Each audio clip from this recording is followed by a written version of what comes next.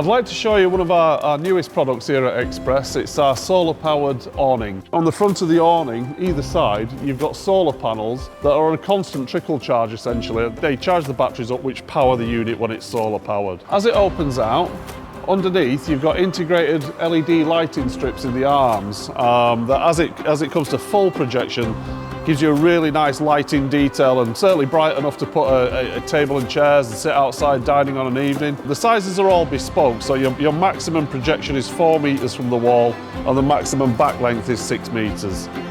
When the awning's fully retracted, the actual cassette that it sits into is a fairly neat detail and pretty discreet.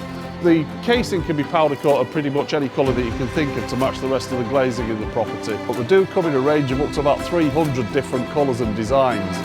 They come fitted with an integrated wind sensor. But once the wind gets above a certain speed, it'll automatically retract the awning and stop any damage from occurring to it. When people have got large sliding doors, large bifolding doors, etc., having one of these over the top of it's great. It's a great way to keep the heat down in the summer and make it as thermally efficient as possible.